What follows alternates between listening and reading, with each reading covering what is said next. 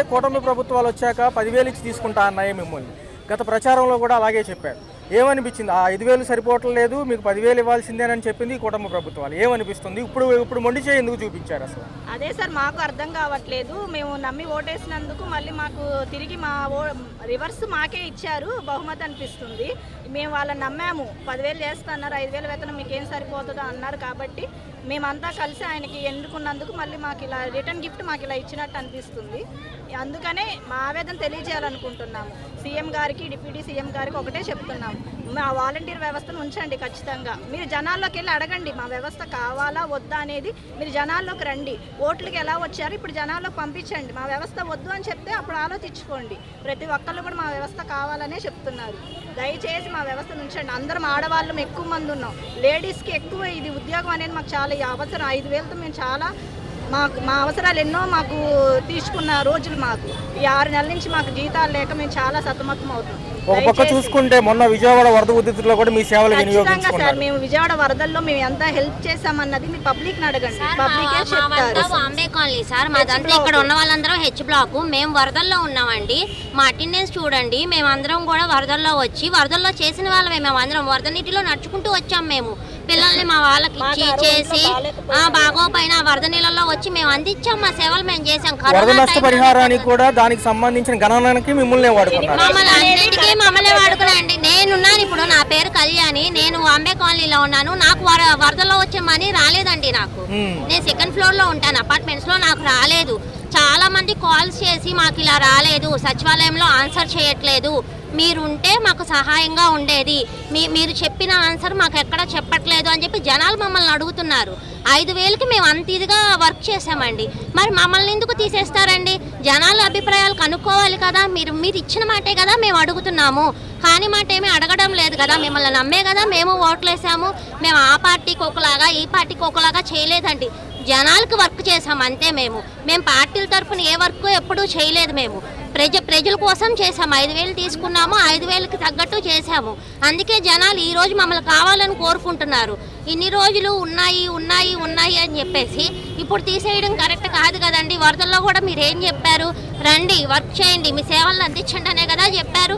మేము అందుకనే కదా వచ్చాము. ఆ వరదల్లో నుంచేగా మేము వచ్చాము. మాకు వరదల్లో కాన్ఫరెన్స్ కాల్స్ చేశారండి. మరి ఏటీసీ చేశారు మాకు. అవి కాన్ఫరెన్స్ కాల్స్ చేసి మీరు వరదల్లో మీరు మీ ఉద్యోగాలకు వెళ్ళండి అని మరి మా ఫోన్లు కూడా తిరిగి ఇచ్చారు కదా.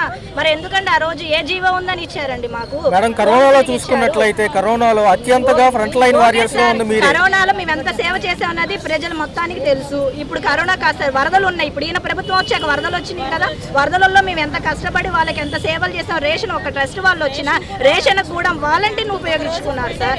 ఒక్కరోజు రేషన్ గురించి అని ఎనిమిరేషన్ చేసి వెళ్ళిపోయిన సార్లు కూడా ఇక్కడ డోర్ లాక్స్ ఉన్నాయి సార్. వరదలు వెంటనే ఊర్ల నుంచి తిరిగి రారు కదా. కింద హౌసెస్ ఉన్న వాళ్ళు వెళ్ళిపోయిన తర్వాత కూడా మేము సచివాలయం వాళ్ళు కూడా మాకు enumeration 1st floor 2nd floor అన్ని మేము తిరిగి చేసాం సార్. ఎవరినైనా అడగండి ఇక్కడ వాలంటీర్ని.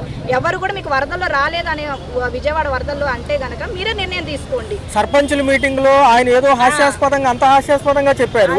ఇంతకు ముందు ఈయన ఇచ్చిన వ్యాఖ్యలు ఏమైపోయినాయి అంటారు పవన్ కళ్యాణ్? మీరు డిప్యూటీ సీఎం గారు, మీకు ఒక్కటే విన్నపం అండి. మీరు అన్నారు కదా ఆడపిల్లలకి అన్యాయం ఎక్కడా జరగకూడదని. మరి ఇంతమంది ఆడపిల్లలు రోడ్లు ఎక్కాం సార్. మరి ఇప్పుడు ఇంత 150 మంది రిజైన్ చేయకుండా ఉన్నాము.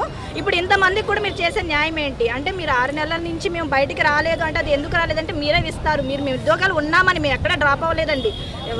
ఎవరం కూడా మేము రిజైన్ చేయని వాళ్ళు ఎవరం కూడా డ్రాప్ అవ్వాలా. అప్పటి నుంచి ఇప్పటి వరకు వర్కులు చేస్తానే ఉన్నాం. ఎక్కడ కూడా వర్కులు లేదు అనేది లేదు. ప్రతి రోజు అటెండెన్స్ వేస్తాం సచివాలయానికి వెళ్ళి. మరి ఎందుకు వేయించుకున్నారు? మా రికార్డ్స్ చెక్ చేయండి ఒకసారి. అటెండెన్స్ లో మా పేర్లు ఇప్పటి వరకు నిన్న సాటర్డే 3:30 వరకు కూడా అటెండెన్స్ ఉంది. 3:30 నుంచి అటెండెన్స్ తీసేశారు. మరొక విషయం చూసుకుంటే మాజీ మంత్రులు అసెంబ్లీ సమావేశాల్లో నిలదీయడం జరిగింది ఇదే విషయం. జీవో లేదంటున్నారు. జీవో ఆన్లైన్ లో క్లియర్ గా ఉంది. మరి దాని గురించి ఏమంటారు? అదే సార్, జీవో ప్రూఫ్ చూపించమనండి. ఇప్పుడు సరే సార్, వాళ్ళు జీవో ఇవ్వలేదు అంటున్నారు. సరే, మరి మే నెల వరకు జీతాలు ఇచ్చారు. మరి న్యూస్ పేపర్ మనకి 5,200 న్యూస్ పేపర్ 200 అన్నారు సార్. అది మొత్తం పడింది. కానీ 3 బిల్లులు శాలరీ మాకు అప్రూవల్ అయ్యి నిధి యాప్ లో కూడా మా శాలరీస్ కనబడుతున్నాయి. అంటే మాకు ఒక ఎంప్లాయ్ ఐడి ఉంది. ఎంప్లాయ్ ఐడితో మాకు శాలరీస్ చెల్లించారు. అలాంటప్పుడు మరి మాకు ఎందుకని ఇప్పుడు మీరు జీవో లేదు, మీరు ఒక ఎంప్లాయీస్ కాదు అని ఎలా తీసేస్తారు? మాకు అదొక్కటి మాత్రం మీరు చెప్పాలి సార్, మాకు ఉద్యోగ భద్రత ఇవ్వండి. మీరు 10,000 ఇస్తా అన్నారు, మేము అడగలేదు సార్. మీరు 10,000 ఇవ్వండి అని మేము అడగలేదు. మీరు అన్నారు ఉగాది రోజు మీకు తీయడి కబురమ్మ అని చెప్పారు. కేవలం మేము ఆ ఉద్యోగం మాకు 5,000 వేతనాలతో ఉన్నామనే మీ మాట నమ్మి ఓట్లేసినందుకు మళ్ళీ మీరు ఇలా చెప్తున్నారు. సరే సార్, మీరు మళ్ళీ మాకు ఇలా రిటర్న్ గిఫ్ట్ ఇచ్చారు, అర్థమైపోయింది. ఇక మీరు నెక్స్ట్ ప్రాసెస్ అనేది మేము కూడా ఉంటాం సార్. అందరూ లేడీసే, బయటకు వచ్చాం. జనం ఎంతమంది ఆడవాళ్ళం అనేది మీరు చూసుకోండి. మగవాళ్ళు చాలామంది 5,000 చాలా వేతనాలతో వర్కులు చేశారు, కానీ ఇప్పుడు వాళ్ళకి సరిపోవట్లేదని బయటికి 6 నెలలు చూశారు. మరి ఎలాగ కుటుంబాన్ని పోషించుకుంటారు? అందుకని ఇప్పుడు జెంట్స్ కన్నా లేడీస్ ఎక్కువ ఉన్నాం. మాకు ఇది చాలా ఉపయోగపడుతుంది. ఇంటి దగ్గరైనా కానీ మేము పిల్లల్ని చూసుకుంటా, ఇంట్లో వాళ్ళని చూసుకుంటా చాలామంది ఉద్యోగాలు చేసుకుంటున్నాం సార్. దయచేసి మీకు ఒకటే రిక్వెస్ట్ సార్, మా ఉద్యోగం మాకు ఇప్పించండి. మేడం 4.5 పైచీలకి వెళ్ళే మీరు సేవలు ఇచ్చారు. ఒక పక్క చూసుకుంటూ ఇప్పుడు ఉన్న పలంగా తీసేస్తే బయట ఏ రంగంకి వెళ్ళినా సర్టిఫికేట్లు అడుగుతారు. రెండోది ఏదైతే నైపుణ్యం ఉందో ఇంతకుముందు ఎక్స్పీరియన్స్ అడుగుతారు. మరి మిగతా రంగాల్లో కష్టం కదా మళ్ళీ వెళ్ళి చేరాలని. అదే సార్, ప్రతి ఏ గవర్నమెంట్ జాబ్ కైనా 35 years బిలోనే మేము అప్లై చేసుకోవాలి. మేడం మరి భవిష్యత్తు కార్యాచరణ ఎలా ఉండబోతుంది? ఈ రోజు ప్రక్రియలో భాగంగా ఎక్కడ ఇవ్వబోతున్నారు? అర్జీలు కానివ్వండి, ఉత్తరం కానివ్వండి. కలెక్టర్ ఆఫీస్ లో మా అర్జీ ఇవ్వదలుచుకుంటున్నాం సార్. మేము కలెక్టర్ ఆఫీస్ లో వినతి పత్రం ఇవ్వదలుచుకుంటున్నాము. దయచేసి మీరందరూ, మనకి ఒక జీవో పాస్ అవ్వాలి అంటే మాకు శాలరీస్ కూడా మన కలెక్టర్లు కమిషనర్లు అప్రూవల్ చేస్తేనే కదా సార్ మాకు ఒక బిల్ వచ్చేది, దానికి అమౌంట్ పడేది. మరి మాకు తెలియదు కదా సార్, పైనుంచి మాకు శాలరీ పడుతుందంటే మాకు అది రెన్యువల్ చేశారని అనుకుంటాం, కానీ మాకు ఈ విషయాలన్నీ తెలియదు కదా. ఇప్పుడు మీరు చెప్పారు, సరే కొత్త జీవో మీ తండ్రి సార్, అయితే 10,000 జీతంతో మాకు కొత్త జీవో ఇవ్వండి, మమ్మల్ని ఉద్యోగాల్లో తీసుకోండి. ఇప్పుడు మేము ఎంత వ్యవస్థ అనేది, మేము ఎంతమంది ఉండి ఎన్ని వర్కులు చేసామనేది మీకు పై దాకా రిపోర్ట్ రాకపోవచ్చు సార్, కానీ మీరు ఒక్కసారి జనాల్లోకి వచ్చి అడగండి. మీకు ఇచ్చే రిపోర్ట్స్ ఏమైనా రాంగ్ అవ్వచ్చు, కానీ మమ్మల్ని ఒక్కసారి మీరు అర్థం చేసుకొని మా ఉద్యోగాలు మాకు ఇవ్వండి సార్, రిక్వెస్ట్ చేసుకుంటున్నారు. చూసుకున్నట్లయితే ఈ ప్రభుత్వాలు ఇచ్చిన జీవోలకు సంబంధించి ఏమంటున్నారు? జనరల్గా చెప్పండి, మీ ఆవేదన చెప్పండి. అసలు ఏమంటున్నారు జనరల్గా? సార్ మమ్మల్ని చాలా దారుణంగా ఇలా ఇచ్చేశారు సార్. ఏంటంటే తీసుకుంటాము అని అలాగే ప్రతిరోజు అనుకొని వచ్చి లాస్ట్కి ఇలా చేయడం అసలు కరెక్ట్ కాదు సార్. స్కిల్ డెవలప్మెంట్, ఎక్కువ చదువుకునే వాళ్ళకి స్కిల్ డెవలప్మెంట్ తీసుకుంటాము, తక్కువ చదువుకునే వాళ్ళకి వాలంటీర్లకి 50 ఇళ్ళు కాదు 100 ఇళ్ళు ఇచ్చి 10,000 ఇస్తామని చెప్పి కూడా ఇలా మోసం చేయడం అసలుకి కరెక్ట్ అనిపించట్లేదు సార్. కరోనా టైంలో మా ఫ్యామిలీని కూడా వదిలి మేము ఇతర ఫ్యామిలీని కాపాడడానికి వెళ్ళాం. నెక్స్ట్ నేను వరదల్లో మేము కూడా మునిగిపోయి ఉన్నాం, కానీ మేము మా కుటుంబాలను వదులుకొని మేము సేవ చేయడానికి వెళ్ళాం. ఆ రోజు కూడా కాన్ఫిడెన్స్ కాల్, ఇన్ టైంలో వర్క్లో దిగకపోతే డిస్మిస్ చేసేయండి అని వెంటనే ఆర్డర్ పాస్ చేశారు. మరి ఏ జీవో లేకుండా ఆర్డర్ పాస్ చేశారు. జీవో లేదని ఎలా చెప్తున్నారు? జీవో ఇస్తే ఎందుకు రాదు? జీవో ఉంది, మీరు కావాలనే చేస్తున్నారు సార్. ఇంతమంది ఆడపిల్లలు ఉసురు పోసుకుంటున్నారు కంపల్సరిగా. మేడం గత జీతాల గురించి ఏమంటున్నారు? ఇప్పుడు ఇచ్చే ఈ 10,000 సెక్షన్ గురించి వీళ్ళు ఎలాగో లేవు అని చెప్పి పవన్ కళ్యాణ్ గారితో చెప్పించారు. ఉప ముఖ్యమంత్రి గారు గతంలో కూడా మీ మీద యాంటీగానే మాట్లాడారు. ఎందుకంటారు? అసలు ఏం జరుగుతుంది? అతనికి మేమేం చేసాం సార్? ఒకళ్ళు ప్రభుత్వానికి ఏమైనా, మేము గవర్నమెంట్ ఏ గవర్నమెంట్ వచ్చినా మేము పని చేసాం అనమాట. ఆ గవర్నమెంట్ చెప్పిన పనే చేసాం. ఇప్పుడు ఈ గవర్నమెంట్ వచ్చింది, వరద బాధ్యతలకి మీ హెల్ప్ కావాలి అంటే మేము దిగాం కదా. మేము ప్రత్యేకించి వైఎస్ఆర్ కాంగ్రెస్గా పనిచేయలేదు, మేము ప్రభుత్వానికి పనిచేస్తున్నాం. మేము పార్టీ తరఫున రాలేదు, మేము చదువుకొని మీరు ఇంటర్వ్యూలు చేస్తేనే మేము సెలెక్ట్ అయ్యి వచ్చామన్నమాట. కరోనాలో కూడా అత్యంతంగా ముందుగా ఉండి పోరాడింది మీరే. ప్రతి ఇంటికి వెళ్ళారు, కూరగాయలు అందించారు, ప్రతి సెక్షన్కి మందులు అందించారు. అప్పుడు చూసాము. మరి ఎందుకు వీళ్ళు మాట మార్చారంటారు? అంటే జీతాలు లోటు బడ్జెట్లో ఉందనా, లేకపోతే ఏమిటి అసలు? సార్ గవర్నమెంట్కి బడ్జెట్ లేకపోతే మరి ఎంతమంది 30,000 జీతం తీసుకుంటారు? ఏం వర్కులు చేస్తున్నారని 30,000 వేస్తున్నారు.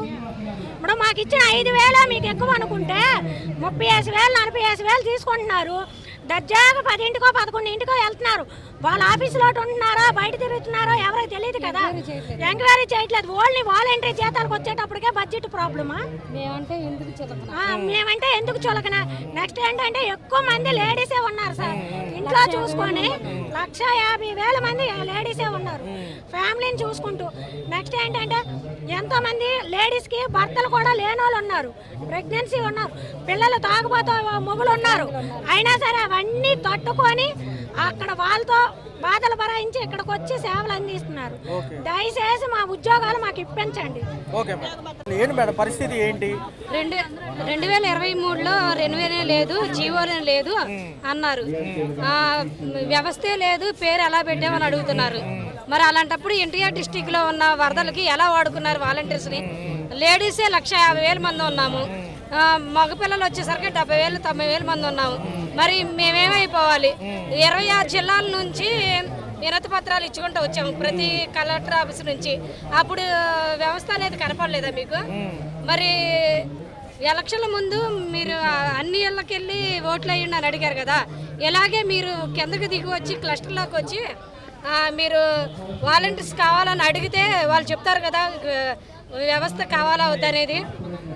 అలాగే మరి మీరు 5,000 ఏం సరిపోతాయి, మీరు పచ్చళ్ళు తిన్నారు, మేము మా వ్యవస్థ వచ్చింది 10,000 ఇస్తాము మేము అని ఓట్లేసి జనాలు గెలిపించని అడిగారు.